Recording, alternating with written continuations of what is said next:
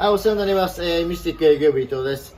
本日はですね、ちょこっとルーティンじゃないですけどね、ちょこっとした作業が入ったんで、動画に上げさせていただいて、皆様にもご説明というかね、簡単な作業ですよというような流れのものをね、ご案内したいと思います。実はレンタカーでちょっと出してね、スイッチがね、ちょっと壊れちゃった。メイン照明のスイッチがちょっと壊れてしまったので、そのあたりのね、修理交換というのを、今からですね、実践していきたいと思いますんで、よろしくお願いいたします。はい、使う作業というかね、道具自体は、部品もちろんですよね。と、ドライバー、配線の被覆を向くストリッパーと、あと、ギボシ端子をつく圧着ペンチですね。で、今回多分これ使わないと思うんですけど、スリーブのね、8番っていうところで、かしめていってね、配線を束ねるっていう部品なんです。これってやっぱ使わないかもしれないですね。で、配線を切るニッパーと、ギボシ端子を示すスリーブという形で、これを使ってね、交換作業をしていきますんで、お願いします。はい、このスイッチパネルね、外すんですけど、基本的にはこう4つネジ外すだけです。プラスのドライバーでね、4つ外していただくと、配線が外れるという形になりますので、この4つをね、外していただいて、スイッチパネルを外していきます。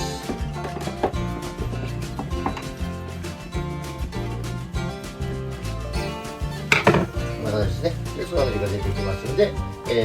この交換、このスイッチパネルがですね、1番のスイッチが不良になってしまったので、これごと交換という形になります。で、この、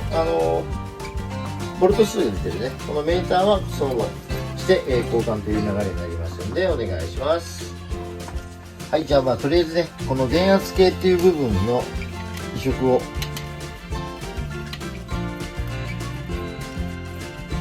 ていきたいと思います。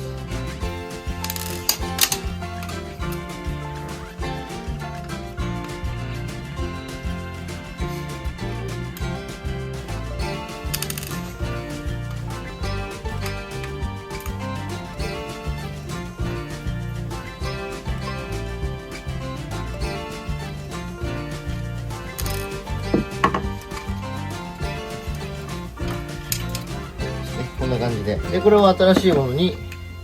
移植してという形になるんですけど、こんな感じでね、ここに収めて。別々のものなんで、収めてっていう形になります。で、これそれぞれあってですね、端子、ギボシがちょっと違うので、こちら側を作り変えてですね、次の交換にしやすいようにということで、全部ちょっと作り直してね、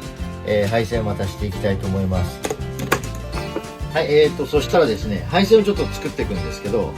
ういう世の中にね、こういう配線を向く、ストリッパーって言ったらストリッパーって言ったりするんですけど、配線に合わせてね、この刃が決まっていて、そこの刃に合わせてですね、引っ張ってあげると、こういう配線が向けるってやつがあって、で、ここを調整すると、この向ける量が調整できるっていうやつがね、世の中に出てるんで、調整しつつ、そのあった配線のところに持っていって引っ張ってあげると、ここで皮がむけるっていうね、便利な商品がいます。で、こういうスクレーパーなんかでね、ストリッパーですね、ごめんなさい。という形で、この先に、黒を結ぶ端子を全部つけるんですけど、ギボシ端子でこの量販店さん、カーショップさんなんかでね、よく売ってるんですけど、こういったメスで、こういう状態で握っていただいて、できれば配線はね、このぐらいの配線であれば、さっきみたいに皮を剥いて、よじってもらって、曲げてもらう。そうすると、この端子たちにかしめるんですけど、このかしめるところがたくさん増えると強度が増しますよね。で、これで握りました。ギュッと。ちょっとこうかしまって、この配線が抜けないと。で、この被覆というかね、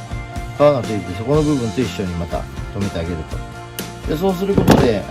引っ張った時にね、強度が出る、抜けないということになってくるん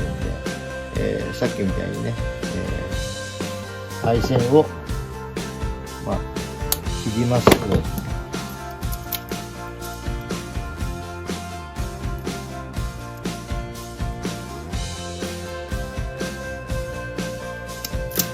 ぐらいの線を切ります。よじります。曲げますと。で、これによってオスメスをつけてあげることによって、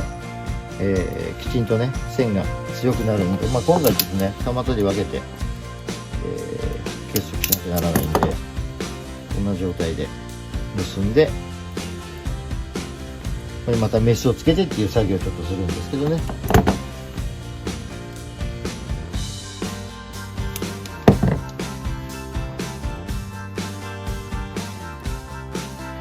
ちょっと離れてですね、また同じこっちもちょっとね、途中ですけど作業がこんな感じで抜いて回してもらって折ってもらってシールを入れてメスの端子を入れて配線のところを強く握ってで次にと一緒にね止めて、でこれで出来上がる。オスメスがプラスだったらね、またプラスだったらしてください。オスの場合だったらまた別ですけどね、こういった感じで配線してあげればかなり強くする。でこれをつなげていくという形になります。はい、じゃあそれぞれね配線がし終わったんで、これだけ戻します。でついてた通りにね元に戻すっていうだけのレベルなんで、配線をちょっと 2,3 箇所作りましたけどね、こんな形で移植していただければと思います。でもうきちんとこうねつながってる状態で古いのと入れ替える。であとはここにですねヒューズが実はついてるんですよ。 7.5 アンペアのヒューズが。でそのカバーになってるの、このヒューズがね。で、今まで使ってたそのものが全く同じものなんでね移植ができるんで、ここに移植してもらうと。でさっき壊れていた室内灯がこれでつく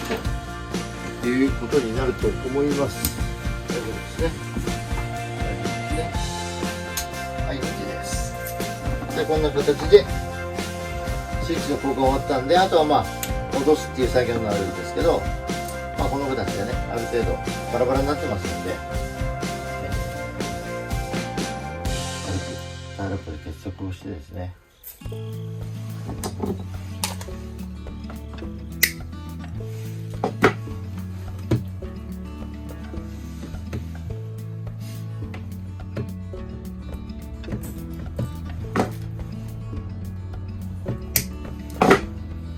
こういった簡単な作業になるんで、よ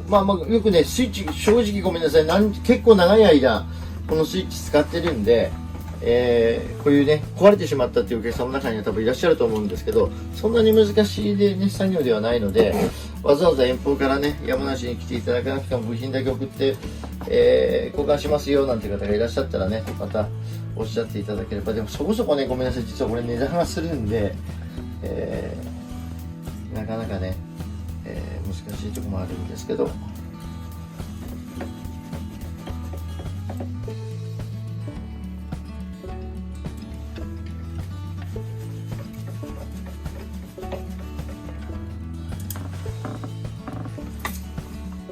トータルでどのぐらいでしょう、30分ぐらいですかね、ぐらいの作業だと思います。はい、こんな感じでスイッチ交換の終わりです。はい、でさっき説明したねヒューズ、よく負荷をかけてしまうとねヒューズが飛んでしまうんですね。そこにヒューズが入ってますんで、ここをね抜いて交換してもらえばいいだけなんでね、ちょっと言ってみます。でちなみに今 12V ですね、充電しなきゃダメですね、大塚さん。はい、そろそろね。はい。でここね 12V 切ってくると FF ヒーターがねつかない。今のシーズンね、結構頻繁に朝晩使うとは思うんですけど、12V で 11V 台になってきちゃうと一生懸命ついて、つかないで消えてまたついて消えてっていう作業をしてしまってエラーが起きてしまったりするんでね、12V 切ってきたら充電してあげていただければ冬場はね、いいかと思いますんで、よろしくお願いいたします。はい。では本日、スイッチ交換のご案内でした。ありがとうございました。